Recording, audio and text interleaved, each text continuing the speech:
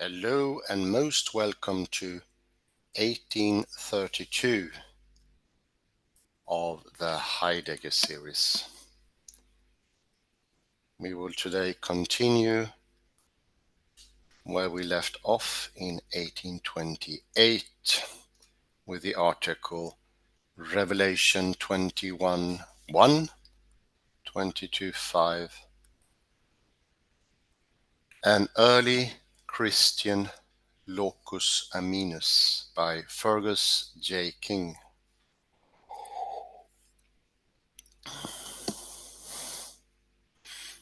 Last time we discussed how the materiality of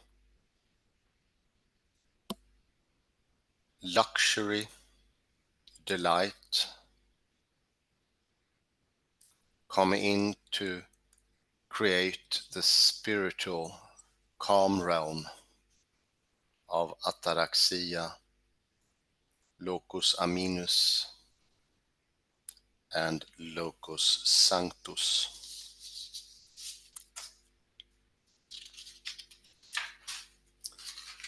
We depicted some characteristic traits, that there is a mixture of real and unreal elements, and that there are elements desirable for life, and we have the potential for encounter between the human, the mythical, and or the divine. And we have an eschatological, teleological function. That last one is very close to the point of Wittgenstein, or the Witz, the reason for. And I say reason for is a very important part of ataraxia. We do something for a purpose. The more purpose we can put into it, the more delight we will find in life, the more gain. So teleology is very important. It's the locus of joy, I would say. Joy, delight, pleasure, voluptas we mention also. And could be a mixture of hope, trust, faith, certainty is definitely part here as well.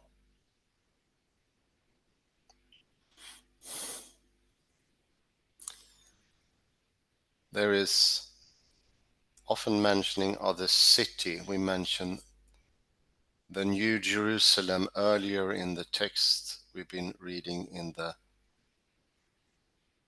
Revelation part. And the material city is functioning as a place for realization of hopes and promises.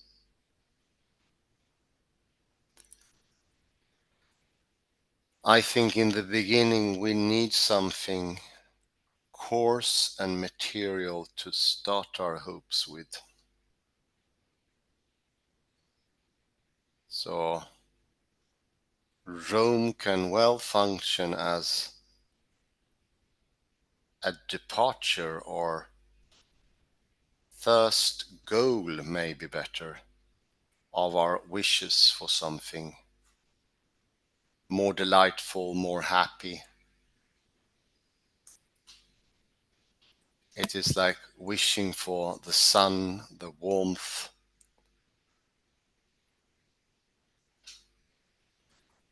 once we learn that, we got accustomed, we will go further and it will be possible for us to fathom, to start having the delight of the spiritual realm, the even more delightful, more voluptas, and where we reach ataraxia to an even higher level.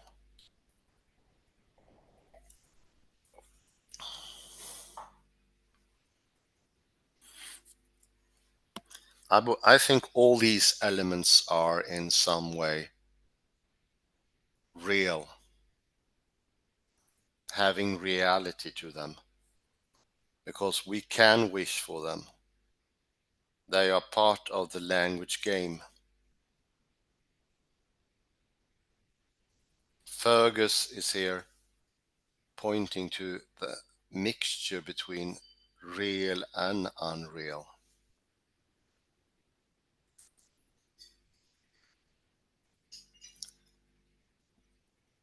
I would say real is when you can use it, when it's participatory. And the heavenly joys are participatory, something that once you learned it, you can do them, if you get my drift. They become possibilities. Nothing, not just hopes of an existence, of a material existence. We all seen what problems that lead to. But something permanent, absolutely doable, connected to action.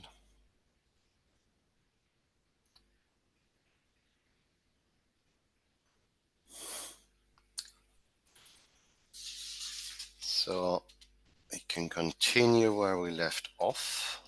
We are actually in the teleological, eschatological department, if you like.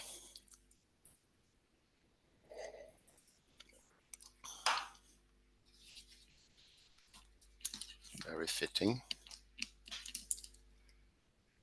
The inclusion of the throne of God, the river,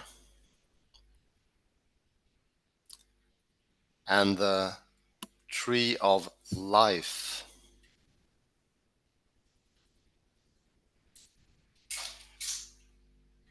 echoes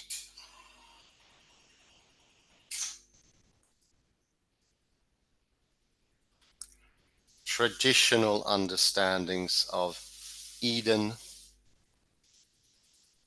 and suggests the city is a restored Eden.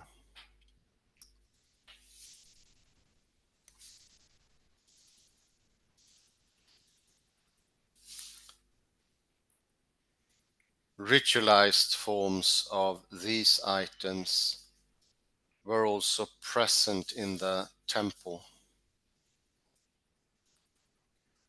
Temple design, architecture, and liturgy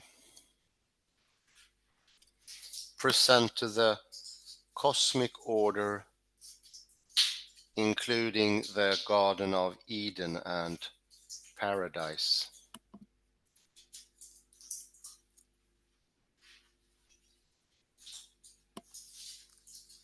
Here, the design of the city is the Holy of Holies,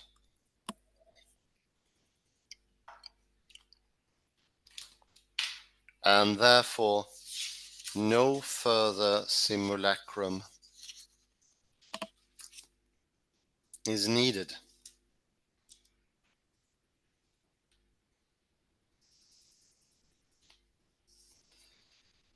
The promise is fulfilled, so no model is needed to manifest promises yet to come.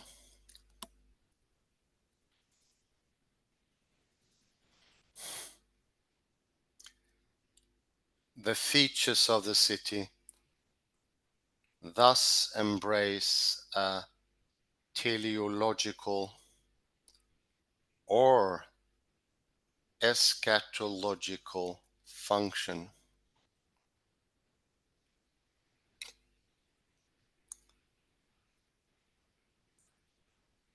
The motif indicates the positive resolution of disturbances,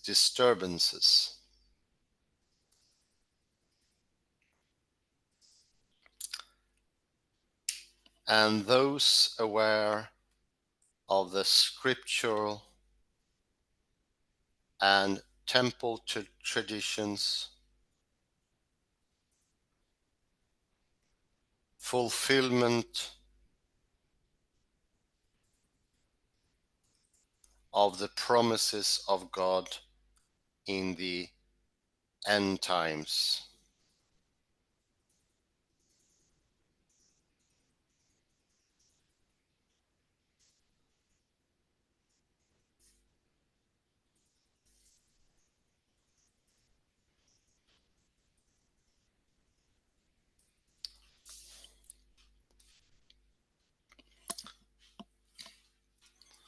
So we stride into the conclusion.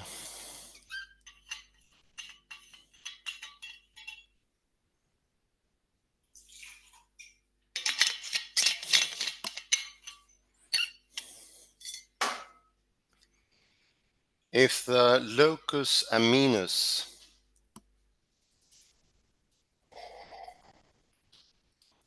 is assessed using the four functions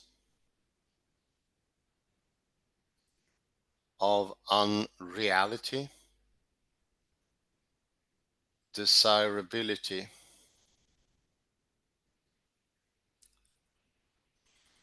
encounter with the mythic divine,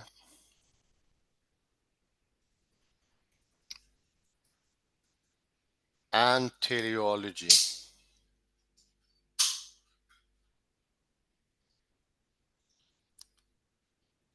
there are strong grounds for seeing it present in the heavenly visions of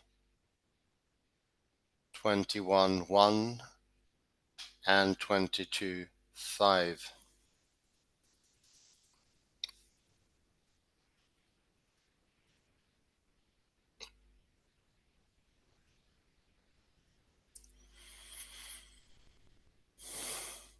Teleology is particularly significant, being invested with layers of symbolic meaning through the use of imagery found in prophetic and apocalyptic traditions.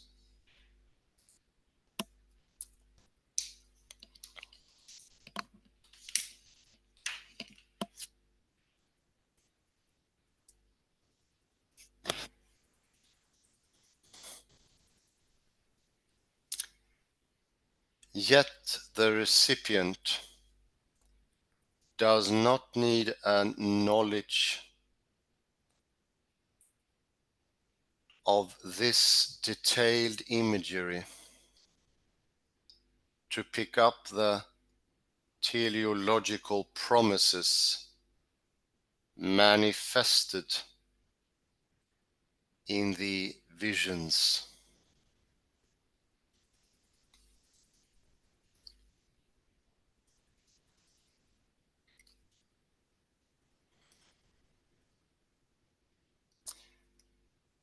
In that regard, the motif would function as a means for even an audience unfamiliar with the scriptural imagery to gain some understanding of the teleology outlined in the visions.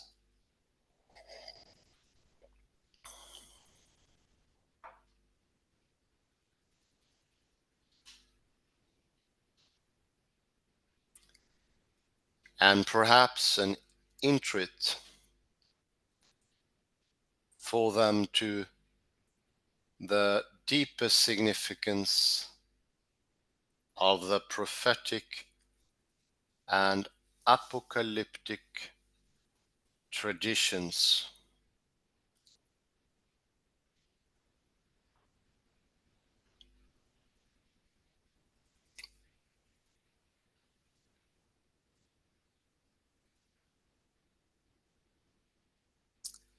The lucus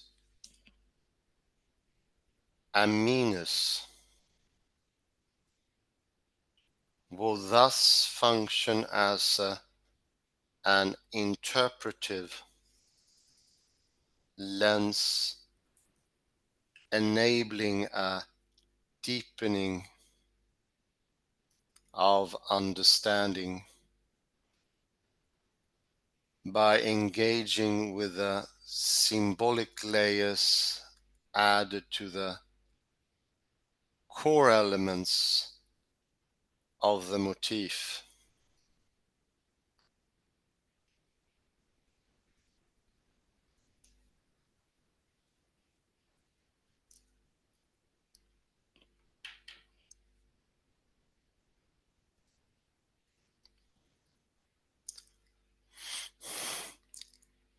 One last point must be addressed.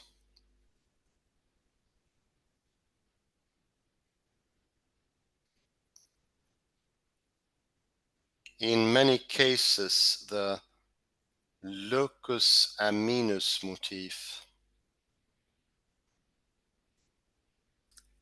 appears to place the rural location in opposition to the urban.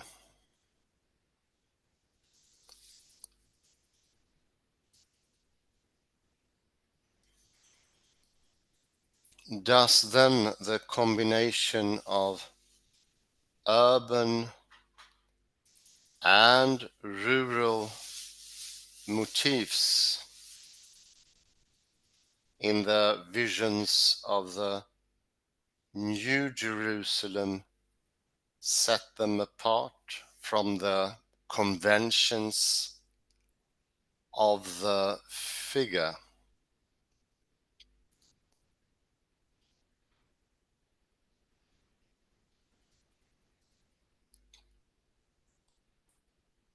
The motif is not static.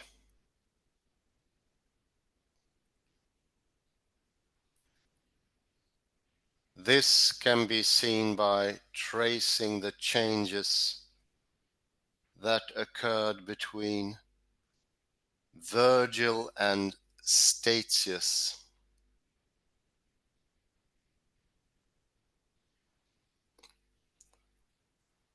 Which significantly saw the integration of technology into the rural landscape,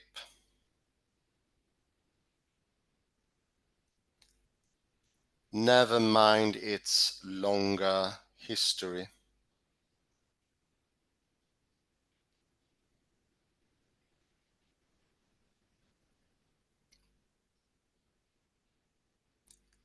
This becomes even more obvious in some,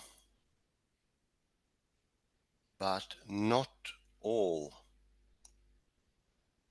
subsequent Christian appropriation of the motif.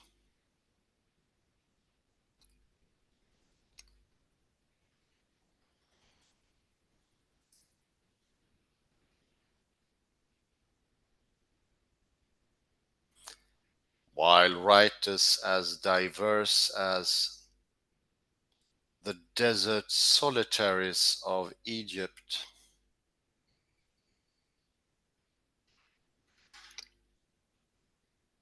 Cyprian, Basil of Caesarea,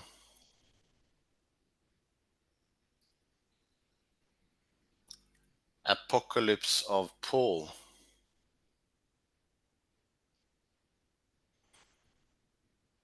Gregory Nazianzus,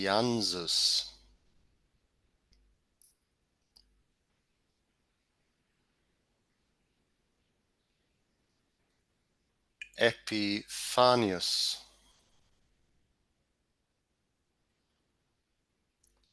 John Chrysostom,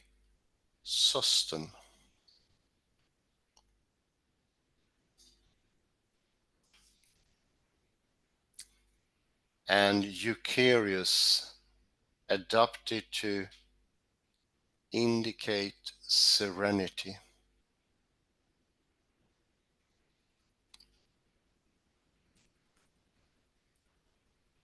In a handling of the motif which does not focus so much on teleology or eschatology.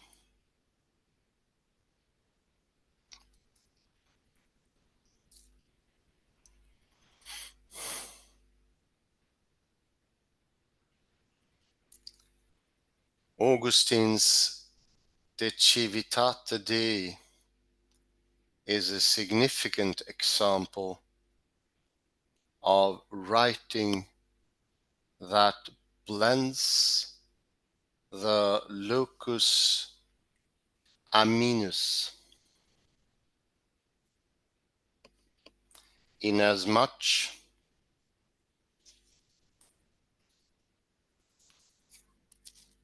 as it represents a literal or allegorical Edenic bliss,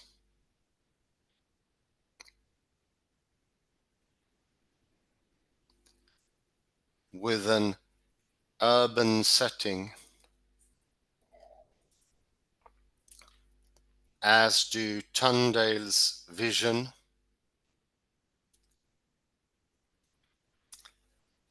the Monk of Evesham,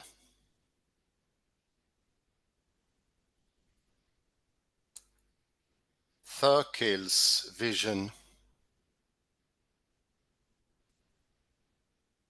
Giacomini da Verona's De Jerusalem Celesti, and the Pearl.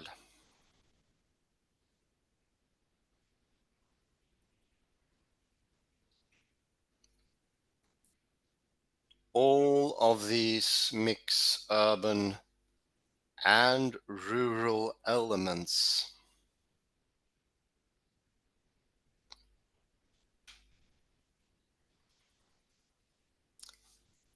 Strikingly, Christian aesthetes would also incorporate the motif in church architecture.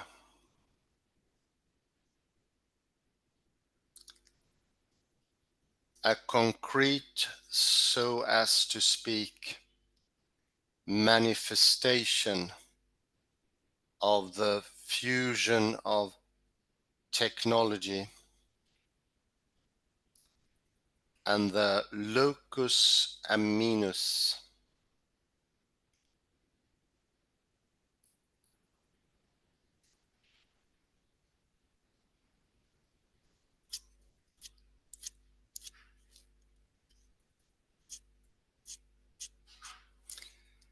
This suggests that assessing the appropriation of the motif in Revelation will ultimately be shaped not just by reference to its predecessors, but also by later writers who view it as a source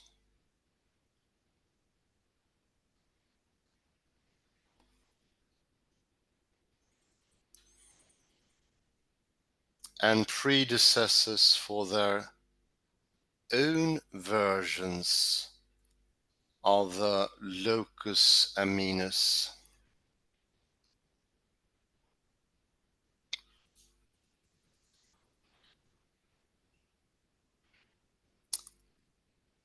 In this regard, those who subsequently adopted the imagery of the heavenly city located it within the acceptable parameters of the motif.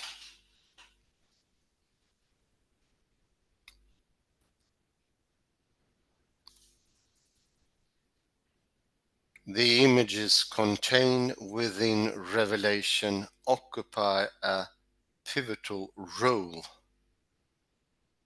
in the wider history and development of the locus aminus as it moves along the human route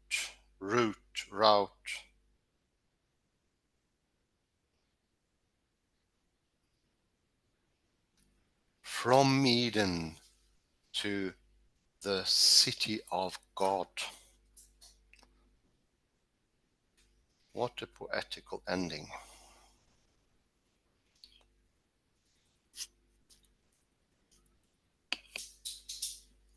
I will commence, before I do the summary, with the next article, so kindly suggested to me by my colleague Kalle Lundahl, and then I will go back and make a parallel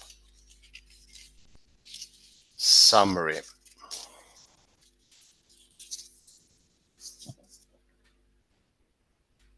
This is an article by Hanna Strømmen.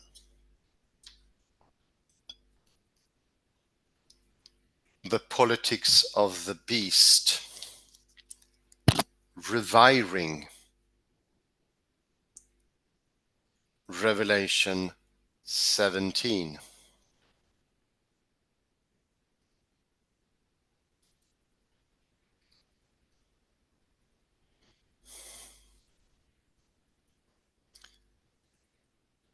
Revelation's whore of Babylon and the hybrid animal upon which she rides provides a female beastly assemblage against which is constructed the good sovereignty of the Lamb.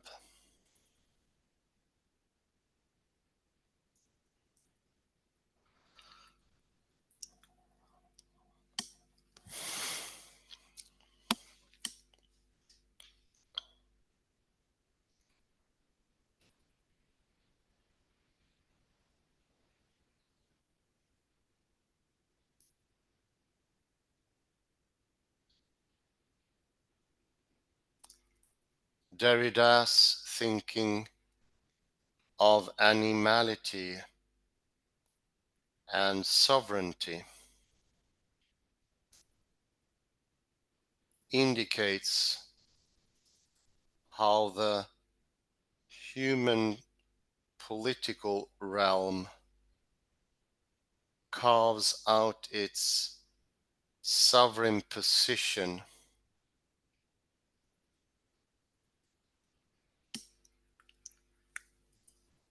in relation to the category animal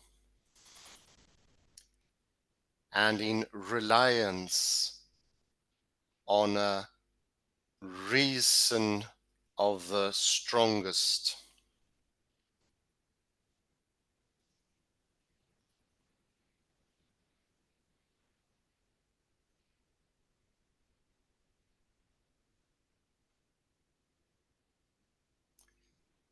It is demonstrated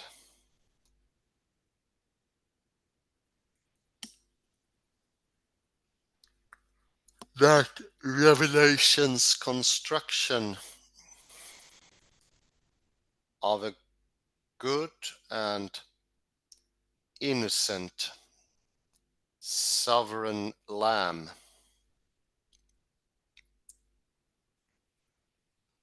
via contrast with the whore and beast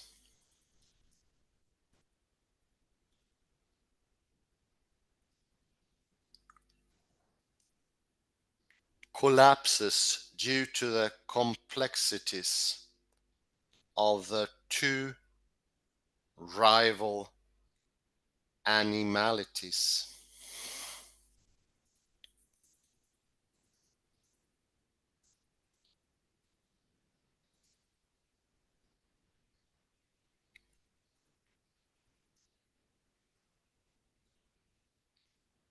The importance of such a reading lies in the necessity to destabilize facile connotations and connections between animals and an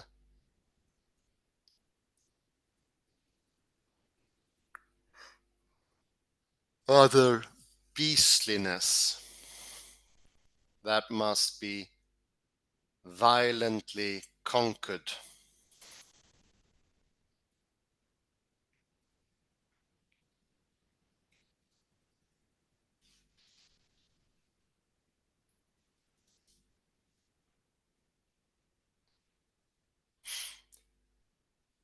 In April 2015, English TV and social media personality Katie Hopkins called migrants trying to get to Europe cockroaches.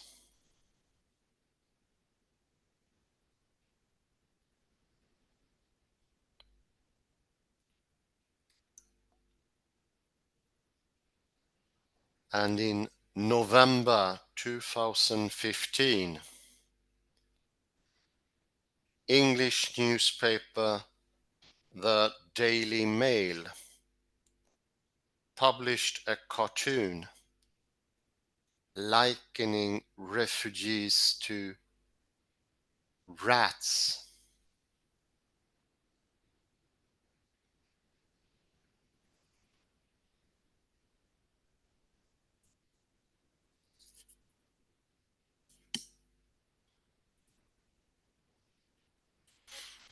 In a Guardian article from 2013, Shaker Amer stated that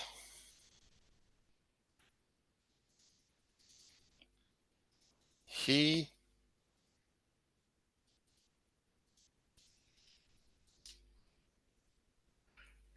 and other detainees of Guantanamo Bay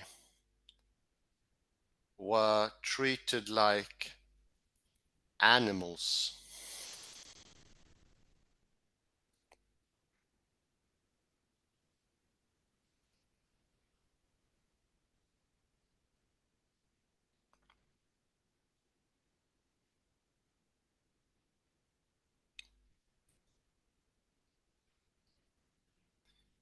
Implicitly, the we that pronounces others animal situate themselves in a sovereign position, justified in waging a war on the unhuman other.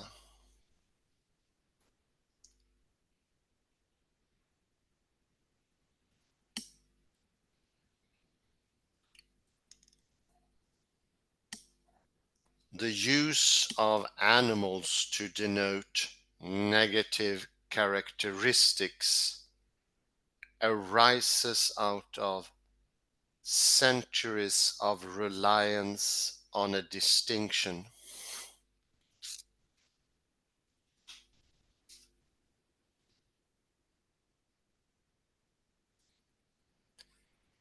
Strikingly dogmatic and strategically dynamic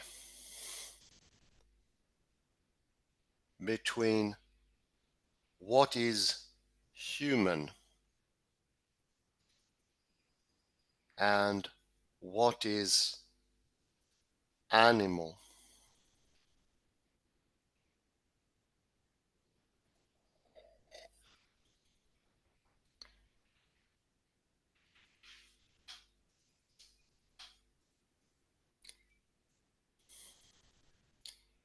It is this distinction that Jacques Derrida sets out to critique in his later work on animals, particularly in the posthumously published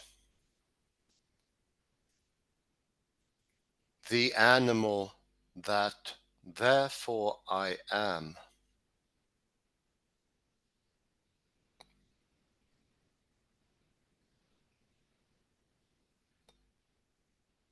And The Beast and the Sovereign volumes.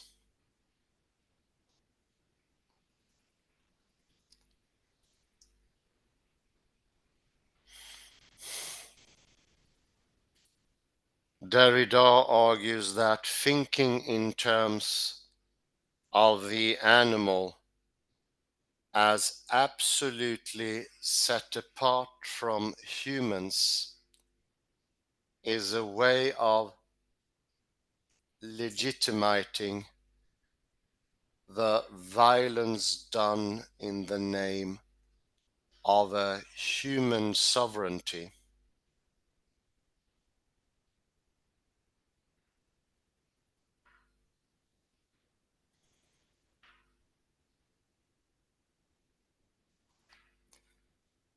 And becomes a strategic way of excluding certain groups or figures, human and non-human, as other, inferior, objectifiable.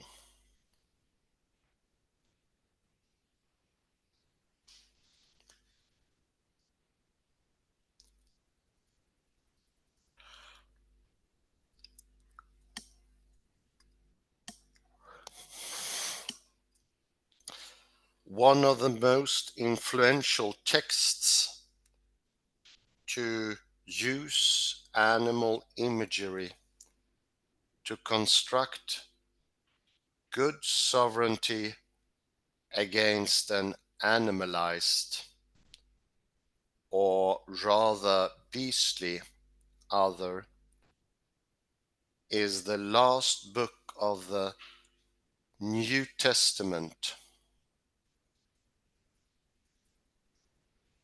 the book of Revelation.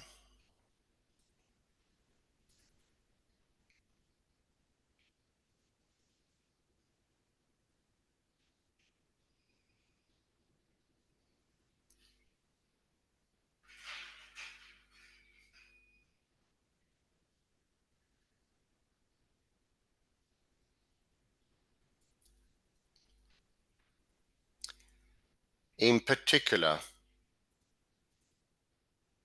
the combination of Whore of Babylon and the hybrid animal beast she rides in Revelation 17 has been and still is a ceaselessly productive machine for indicating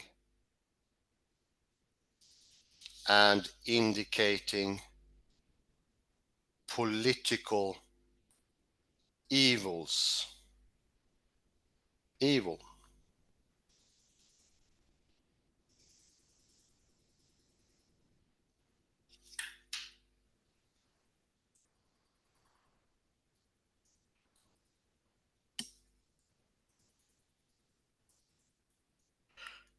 The whore and beast is an assemblage that continues to demonize enemies, but also the female and animal.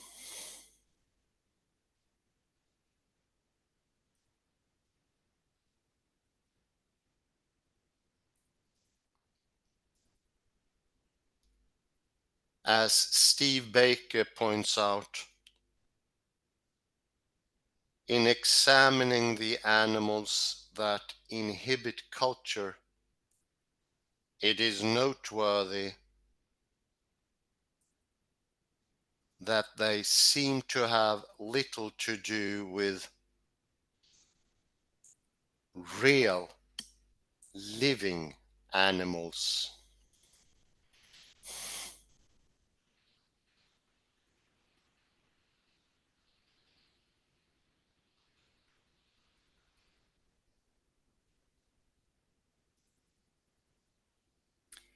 This could also be said of the bizarre bestiary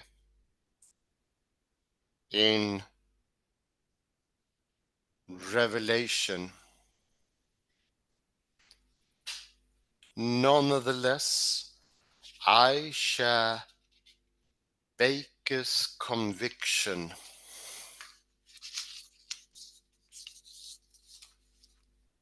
that strategies that seek to advocate for animals must be informed by the ways in which animal imagery and symbolism operate in contemporary cultural practices.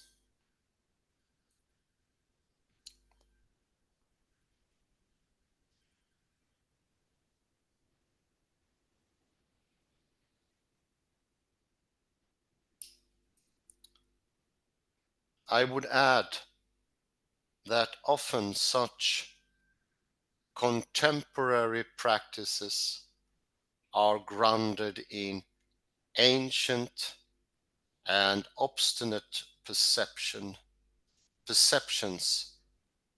of animality that are uncritically perpetuated perpetuated.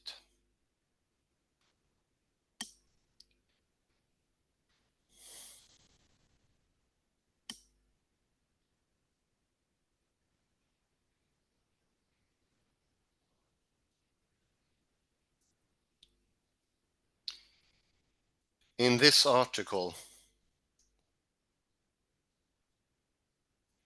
I will first discuss the ways in which the female animal assemblage of revelation gains political currency throughout history as an emblem of evil.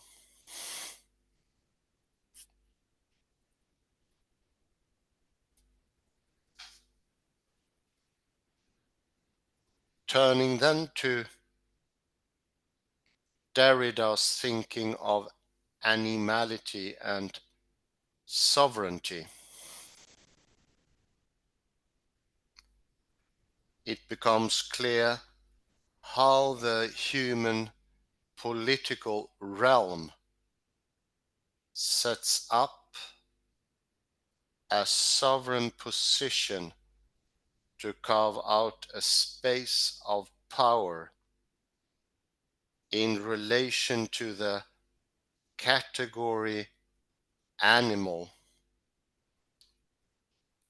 that relies on a reason of the strongest.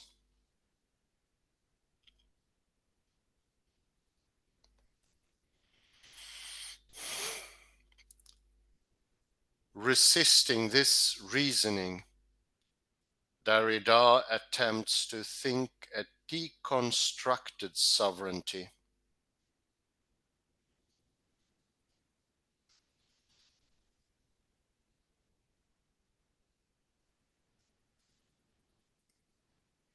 Rewinding back to the text of Revelation 17, I demonstrate the way we might think of the whore and beast as a deconstructed sovereignty.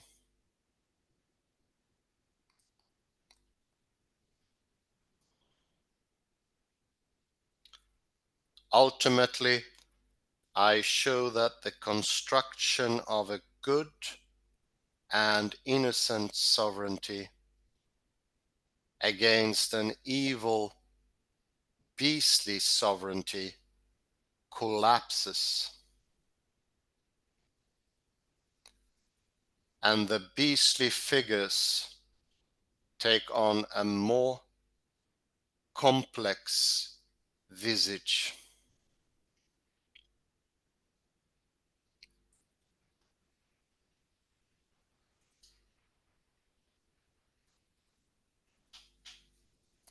The importance of such reading lies in the necessity to destabilize facile connotations and connections between animals and other beastliness that must be violently conquered. And here I think we have a perfect spot for some pause. So the word conquered will be the last of 1832.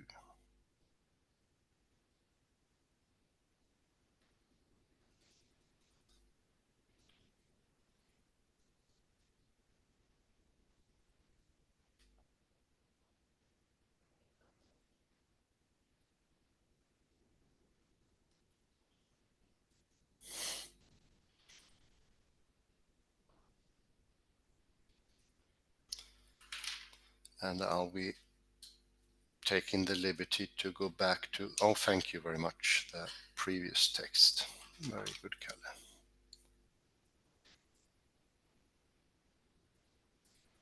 I will take some quotes here.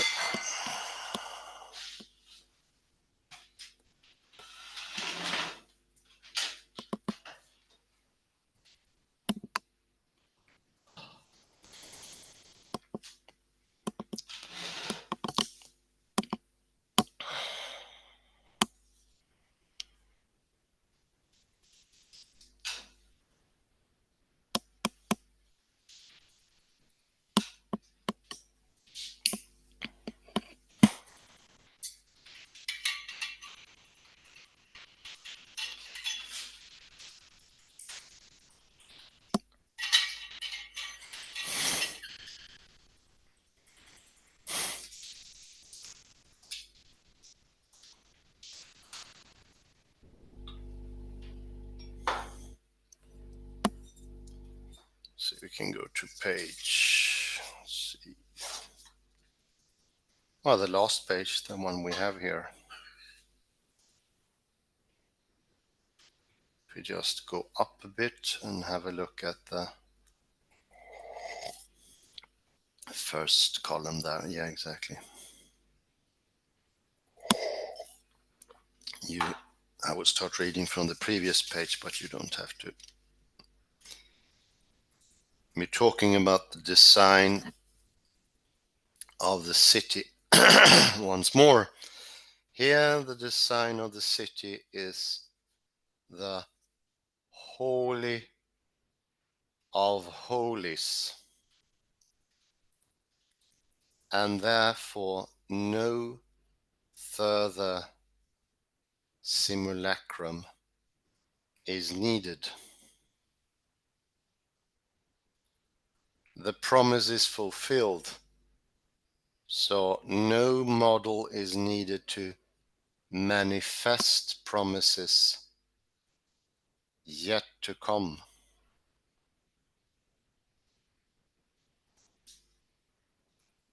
And here is something I mentioned already at the introducing part. The features of the city embraces a teleological function. The motif indicates the positive resolution of disturbance, and for those aware of the scriptural and temple traditions, fulfilled of the promises of God in the end of times. And as I mentioned in the beginning, it is important to start with something tangible, like the city of Rome. It is material, the gardens, especially I come to think about the magnificent palace of Nero, where the splendor was beyond what we normally see as an earthly heaven. That is the starting point to go further, to go to the heavenly Jerusalem. So it's not exactly a metaphor, but it is a development. And I've been trying to find some sort of, if I can depict it in some way, and it did strike me as strange attractor is pretty close.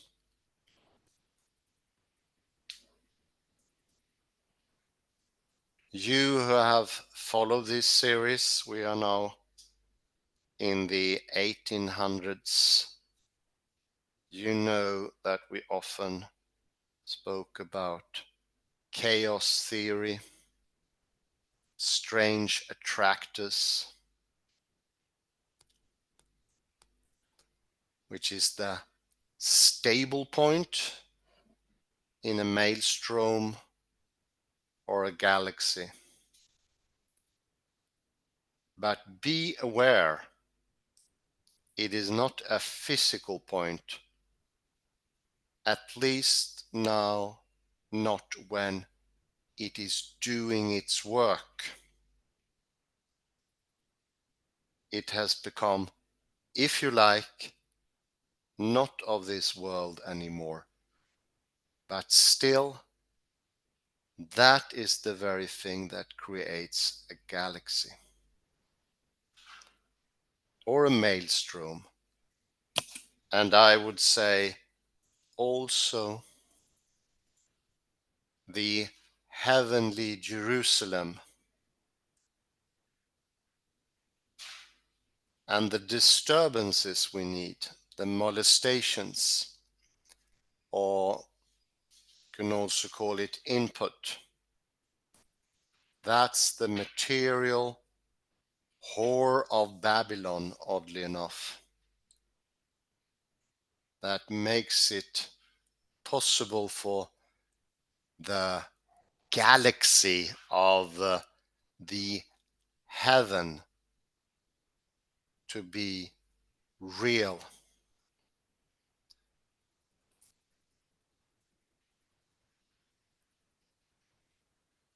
There's a hint of that, pretty good hint, I would say, by Fergus King in the sixth or fifth line in the conclusion.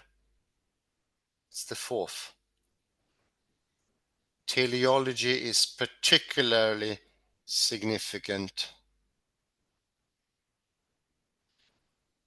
being invested with layers of symbolic meaning through the use of imagery found in prophetic and apocalyptic traditions.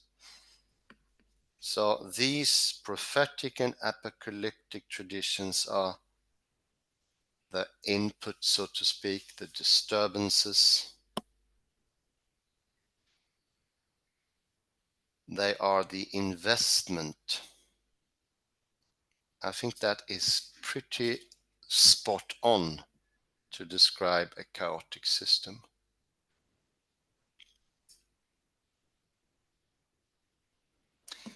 And as you remember, there is nothing more stable than a chaotic system. It is more stable than Rome. Although Rome, the whore of Babylon, shines with its glory, and it's not in any way bad, but permanence in the Galaxian view is so much more.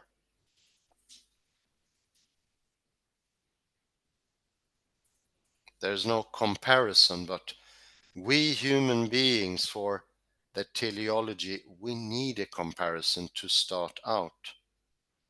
But that is just the disturbance, the input.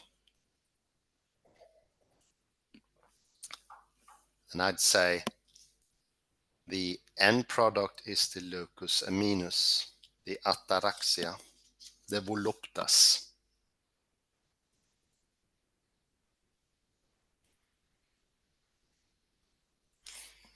There's a very good sentence at the end of the first paragraph in the conclusion. The locus aminus will thus function as an interpretive lens, enabling a deepening of understanding by engaging with the symbolic layers added to the core elements of the motif. So keep your focus on the glory of locus aminus, and you will be aptly rewarded. Belief is not something only abstract. The hope, looking forward to, what Bergson called protrusion, is part of the input. So we can get rid of the idea that looking forward, hoping, believing is in the next materiality, so to speak, the next room only. No, it's much more, and the belief in itself is very important.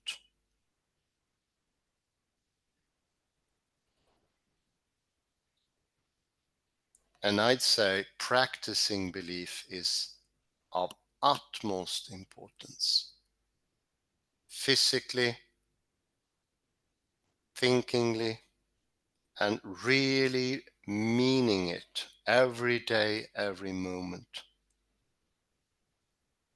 This is adding to the stability of the chaotic system of heaven. Someone would object and say, "Hey, Hans, aren't you asking people to create their private heavens in their minds?" Well, no. The private language argument shows this is shared. It's a communal activity and private. Privacy is a relational thing as well. It is shared. We are not isolates. Not a single thing in a galaxy is isolated from the strange attractor. And we are not isolated from the city of God.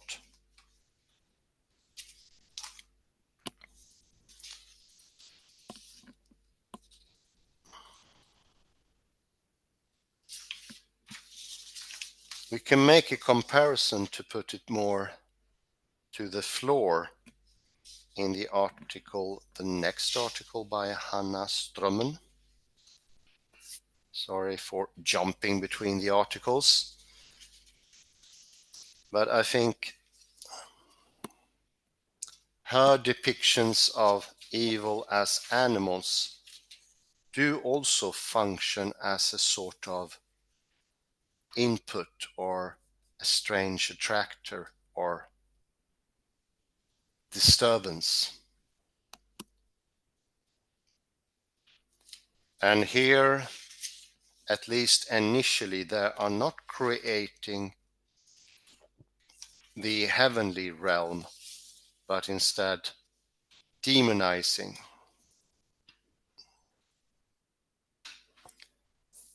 So it's going in the other direction, but I think it's still a nice parallel to put it a bit more on the ground. On the second page, 148, the second paragraph.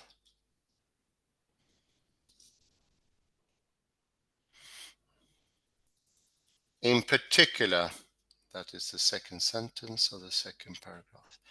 The combination of the whore of Babylon and the hybrid animal beast she rides in Revelation 17 has been and still is a ceaselessly productive machine for indicating political evil.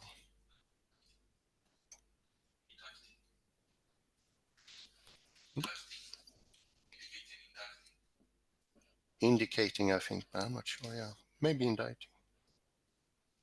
Indicting, yeah. Yeah, thanks. Indicting political evil. Yeah, you're right. Thanks.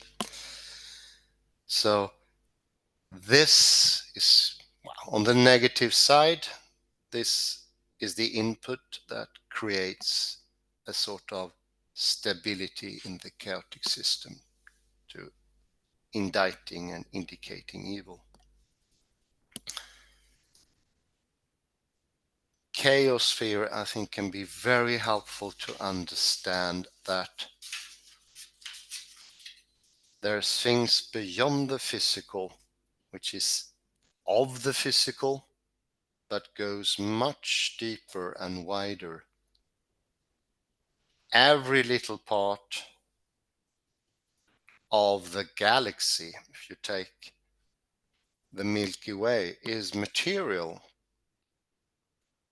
but the glue The very galaxy, it's not physical, but it brings every single atom, every photon, every momentum in the galaxy together in one singular direction. And that is so much more than all the forces, all the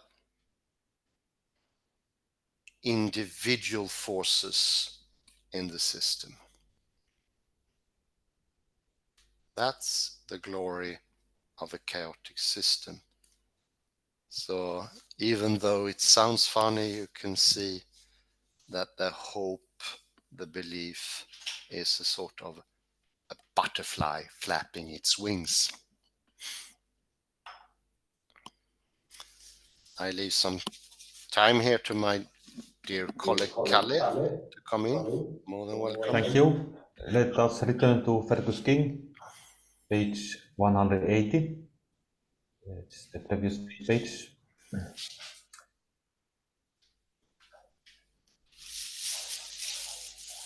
Here, this phrase here on page 180. There is no need for a temple here, because God is immediately present. No place of meditation is necessary. So I focus on the first part. There is no need for a temple here. And I could actually go to the Revelation. This is an interlinear Bible. And over chapter 21, verse 3. And I heard a great voice from heaven saying, "See, the tent of God is with people, and he will tabernacle with them, and they shall be his people, and he shall be their God, and he will wipe away every tear from their eyes, and death will be no longer, and no mourning, and no crying," etc. So I think this is very long shot, so to say, from pagan images of locus amoenus. Yes, But I want to focus more here on verse 3, on the word tabernacle. Yes, it's true that we don't have a temple, but we have a tabernacle, skinny with modern Greek pronunciation, skinny. And this is something, so he says here, if I quote from the paper, on the same, let me see, it's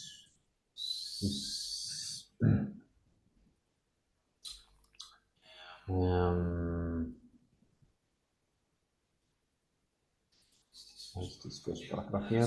So he says there are a mix of urban and rural elements in general, but the tent image is neither urban or rural. It belongs to the desert, to the nomad. So the tabernacle here, or the tent in modern English, it is the desert, so somewhere between. So God is almost becoming a nomad here, like God, like Abraham. It's been changed or something, but let's return to this. So he's like a nomad, and this it strikes me. So in one way, God is not permanently with them. He is like a nomad. He might leave them, or he will always be with them, but like a nomad. And therefore, the last phrase in this paper about as it moves along is appropriate in this sense, since God is moving in one way or another. not It's not fixed. fixed. No. Very good. And the last thing here, what you read, Hans, earlier, No further simulacrum is needed. Yeah. And no model. But simulacrum, we could say metaphoric sense is perhaps a tent in one way. Oh, yeah.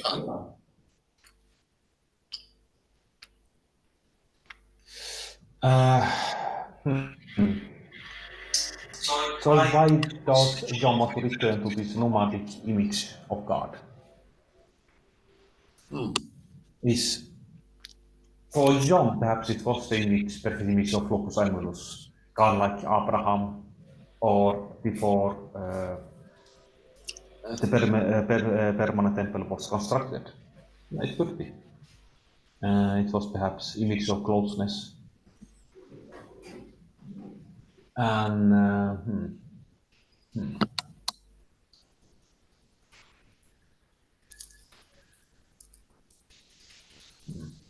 yes, that's something that we can. It's perhaps the image of Eden.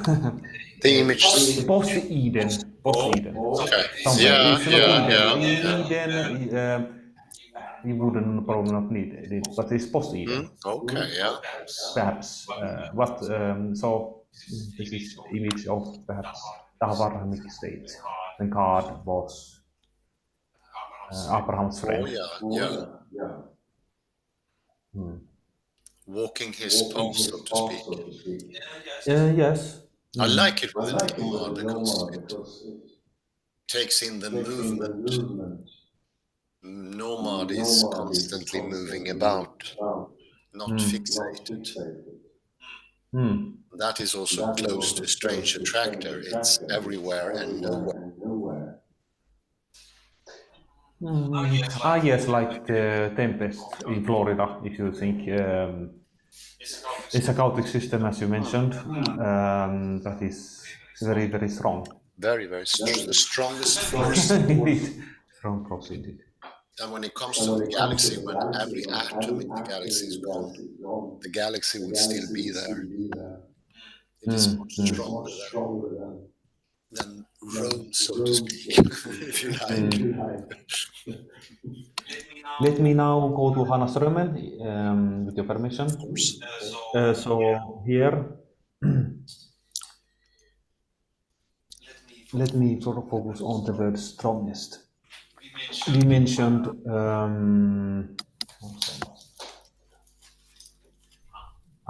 I don't know why it's not working. Anyhow, so we had the word, let me see. Why is it not working?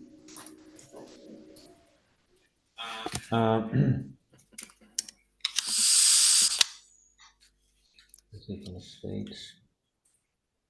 Here. So Hanna Strømmen is following Derrida, is questioning this idea that of reason of the strongest. Yeah. And this makes me think about quantum Darwinism and not so much about chaos theory. I have a mixed relation to Darwinism. I cannot accept the traditional Darwinism. And on this I rely on the mathematician Wolfgang Smith. But on the other hand, I like quantum Darwinism. Why? Because in nature you do have kind of Darwinism. Nature is the strongest that survives. Not completely true, because also other factors play. But let's take the metaphor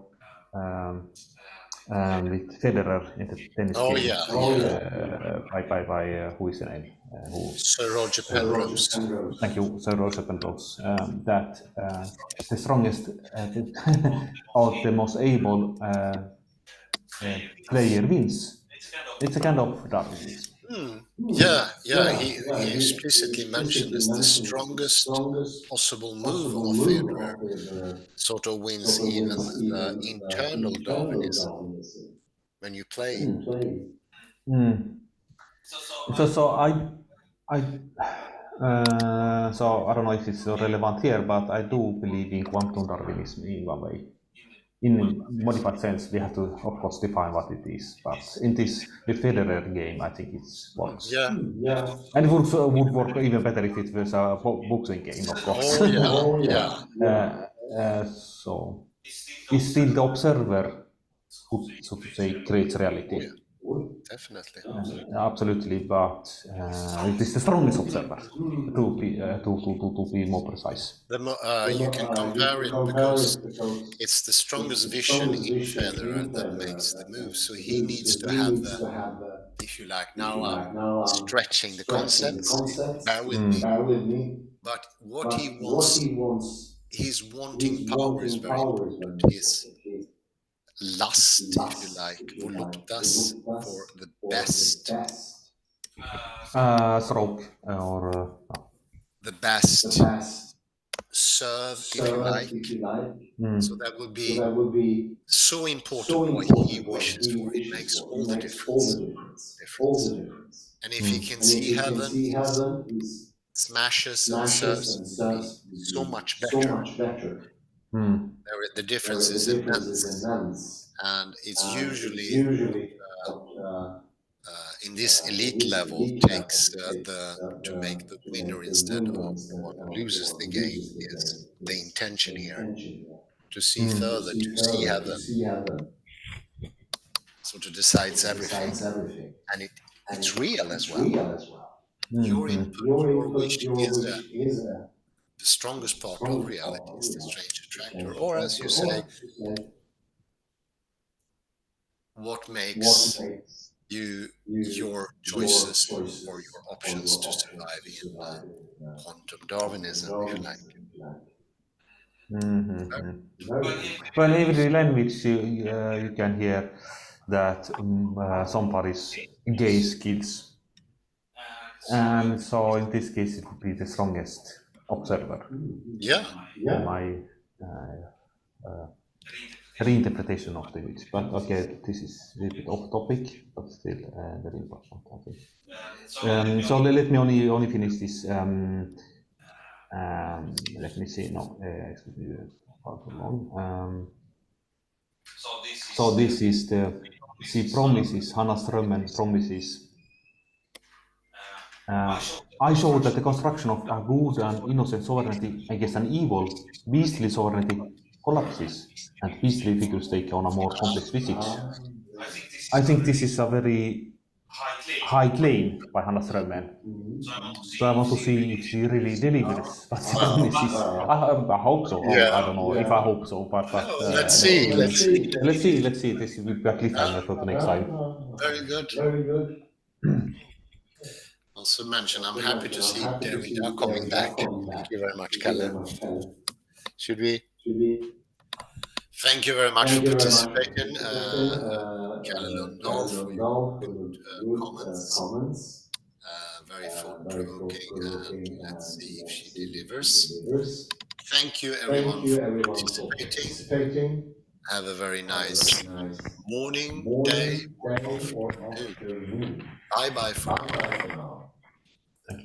Stop.